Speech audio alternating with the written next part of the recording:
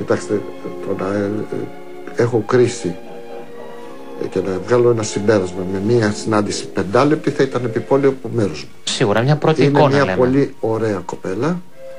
Είμαι πολύ περήφανος για τα γούστα του ανιψιού μου. Και από εκεί και πέρα είναι τελείως καθαρά υποκειμενικό το δικό του το θέμα.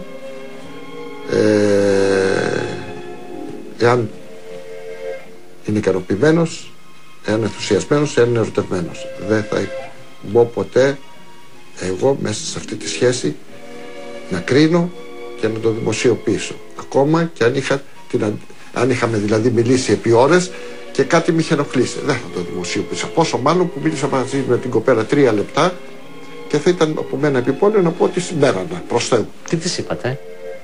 Ότι είναι πολύ όμορφη. Γιατί πραγματικά είναι πολύ όμορφη. Και ότι τους εύχομαι να είναι πολύ πολύ καλά με τον Γιάννη.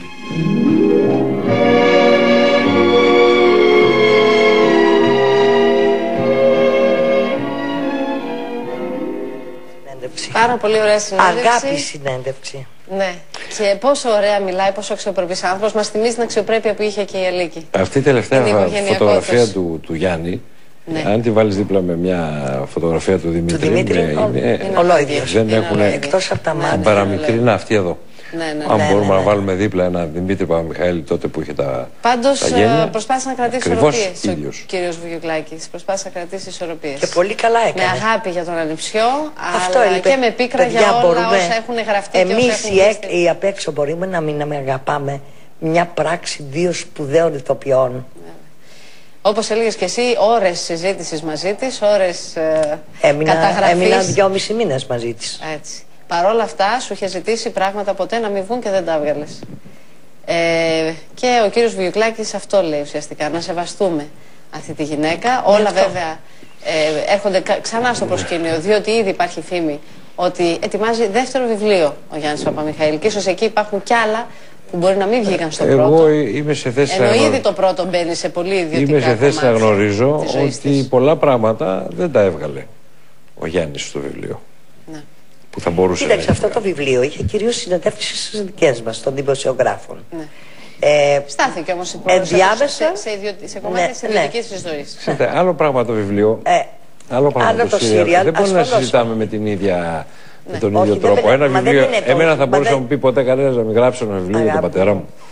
Από εκεί και πέρα όμως, ή για οποιοδήποτε να γράψει για τον πατέρα του, ακόμα και αν είναι μύθος, αν είναι θρύλος ή αν είναι οτιδήποτε. Έχει κάθε δικαίωμα. Το είχα πει από την αρχή. Ο Γιάννης είχε κάθε δικαίωμα να γράψει οποιοδήποτε βιβλίο. Κρίνεις ότι ξεπεράστηκαν όρια στο βιβλίο αυτό? Δεν το έχω διαβάσει το βιβλίο.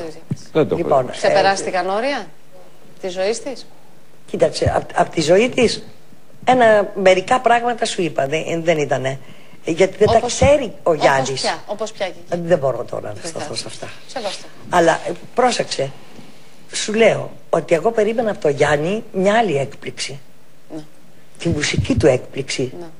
Το θέμα Και είναι το τώρα είπα θα και εξακολουθώ να ελπίζω. ένα δεύτερο βιβλίο μάλλον. Ένα δεύτερο βιβλίο, τι? Το πρώτο τι ήτανε? Το μυστικό της Αλίκης. Ποιο ήταν το μυστικό? Κοινά μυστικά ήταν. Πολύ έξυπνος τίτλος ήταν, χωρίς μυστικά μέσα. Και δεδομένου ότι... Λοιπόν, υπάρχουν σκοπιμότητες. Τώρα, ποιος τον παρακινεί, τι κάνει? Ίσως υπάρχει και οικονομική ανάγκη, έτσι. Όλοι έχουμε την ανάγκη να επιβιώσουμε, να ζήσουμε. Ναι, αυτό εννοούσα. Έχει δηλώσει ο ίδιος ότι οικονομικά ό,τι περιουσιακό στοιχείο είχε κληρονομήσει δεν υπάρχει πια. Άρα ίσως είναι και ζητούμενο πώς θα συνεχίσει αρκεί να σεβαστεί τη μνήμη της μητέρας του. Έσοδα για να μπορεί να συντηρεί τη δική του ζωή. Δεν θα συμφωνήσω μαζί σου. Δηλαδή θα θέσουμε προϋποθέσεις κάτω από τις οποίες ένα παιδί θα γράψει, ένας άνθρωπος θα γράψει ένα βιβλίο. Θα γράψει όποιο βιβλίο θέλει και θα κριθεί εκ του αποτελέσματος. Θα του πει κανένας μην το γράψει στο βιβλίο. Είπα εγώ να μην θέλει θα γράψει. Και μετά πάλι θα καθόμαστε εδώ και θα κρίνουμε και το επόμενο βιβλίο. Εκθέτοντας. Εννοείς, ακόμη και εκθέτοντας. Μα είναι δυνατόν να πεις έναν άνθρωπο μην το γράψεις? Όχι, παιδιά. Θα κριθεί για την πράξη. Είπε κανένας κάτι τέτοιο, Δημήτρη μου? Έχει δικαίωμα να γράψει όσα βιβλία θέλει. Και θα κριθεί από και μετά θα κριθεί. Από όλους εμάς. Όπως κρίνεται και εκ του αποτελέσματος του σύριαλ, το οποίο είναι το πτωχόν. Είτε φταίει η κυρία Παπουτσάκη, είτε δεν φταίει η κυρία Παπουτσάκη. Ελάτε τώρα, πολύ ευγενικά είπε ο κύριος Βουγιουκλάκης, ο οποίος κύριος Βουγιουκλάκης ήταν πραγματικά πάρα πολύ καλός. Καταπληκτική συνέντευξη. Και να σας πω κάτι, ότι ο κύριος Βουγιουκλάκης δεν με έχει συνηθίσει να είναι τόσο διπλωμάτης και τόσο γλυκός. Είναι ένας άνθρωπος ο οποίος τα ρίχνει. Μπράβο και στο συνάδελφο τον Σπύρο Σιγούρο για αυτή την συνέντευξη. Και σε μένα άλλωστε. Θέλω να πάμε σε γρήγορες διαφημίσεις, όμως έχουμε την ευκαιρία να μπορούμε να προσφέρουμε σε εσάς δωρεάν διπλές προσκλήσεις για την παράσταση Naked Boys Singing. Είναι η παράσταση με τους 7 άντρες, οι οποίοι βεβαίως δεν διστάζουν να παρουσιαστούν και γυμνοί στη σκηνή. Επισκηνής.